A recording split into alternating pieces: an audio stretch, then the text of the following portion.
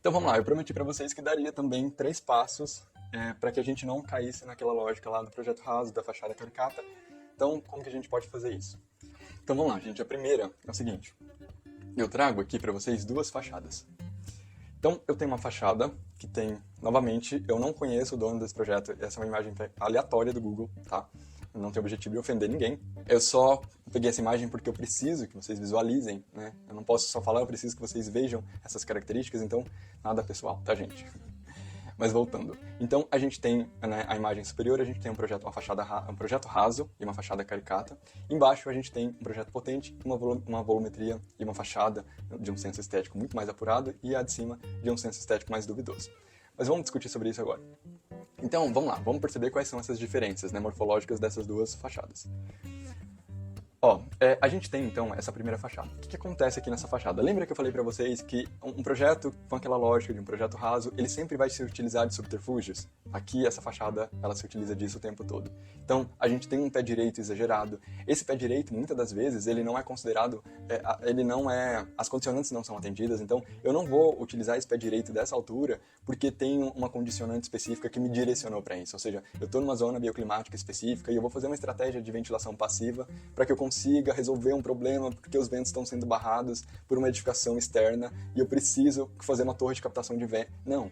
É só porque o meu projeto, volumetricamente, ele não foi bem estruturado desde a sua concepção. Então eu preciso que ele seja vendável, eu preciso que ele tenha impacto visual, e aí eu vou me utilizar de subterfúgios. Então, primeira coisa, a gente tem, geralmente, não são todos, tá, gente? Não estou falando que todos que têm um pé direito são rasos, por favor. Mas, geralmente, né, a gente tem essa característica. Depois a gente tem outras, né, como a porta monumental, que é mais para o ego do cliente e tal. E a gente tem também a fachada de vidro, né, essas composições também de um senso estético duvidoso, mas vamos pular essa parte. E aí a gente vai ter o revestimento na fachada. Então, como a gente já discutiu, a gente tem esses elementos que escondem. Se a gente olhar essa fachada nua, né, sem esses subterfúgios, a gente não consegue ver um senso estético apurado. Aliás, nem com subterfúgio, né, eu particularmente não consigo. E a gente tem vários adornos, né, e é isso, gente, não tem mesmo um senso estético apurado, né. Mas, e aí quando a gente olha para o projeto abaixo, a gente já tem um projeto extremamente simples, e talvez essa seja a maior das características dele, né? Um projeto extremamente simples, mas ao mesmo tempo com uma linguagem estética muito apurada. Então ele vai se utilizar da verdade dos materiais, ele não se utiliza de subterfúgios. E aí eu trago um projeto com vidro na fachada, porque, para comparar mesmo, olha a diferença de você, quando você tem técnica aplicada à concepção, né? Então olha a diferença da imagem superior para a imagem inferior. Então a gente tem uma linguagem muito mais sofisticada e está utilizando o vidro. Então o vidro não é o problema, é a forma com que você utiliza, é a forma com que você dá essa solução, que você dá essa resposta. Então aqui a gente tem os elementos básicos da arquitetura. Ele não precisa ser utilizado de subterfúgios para que essa volumetria seja potente, né? Para que o resultado plástico seja satisfatório. Então só para trazer essa comparação aqui para vocês. E outra coisa interessante também para a gente pensar é que, eu coloquei aqui, né? Ela é o resultado plástico, mas ela vem antes, né? E por que eu estou falando isso para vocês? Porque eu estou falando aqui de verdade dos materiais, né? Então esse primeiro passo é utilize a verdade dos materiais. Só que eu não quero que vocês tenham uma percepção rasa dessa minha fala aqui. Então não digo utilize a verdade dos materiais. Aí você vai falar assim, João, então ok, a partir de agora eu não vou usar mais porcelanato, eu vou utilizar uma pedra natural. Não é isso, gente. Por quê? Aqui a gente tem, por exemplo, a taipa de pilão. Então a gente tem uma edificação em taipa de pilão. Então, percebe que é uma lógica construtiva, é uma lógica do processo de concepção desse projeto. Então, se define lá atrás o sistema construtivo por algumas condicionantes. E essa condicionante, ela vai mostrar qual é o sistema construtivo. E aí, essa escolha não é aleatória. Então, escolhe-se esse sistema construtivo. Esse sistema construtivo tem uma força plástica muito grande. Então, por que eu não vou utilizar dele, né? Me utilizar dele como a verdade dos materiais? Então, não faz sentido. Então, aí se tem esse sistema construtivo, se utiliza a verdade dele. E por que não deveria maquiar, utilizar? Primeiro, porque não se tem o que maquiar. Não preciso me utilizar de subterfúgios aqui.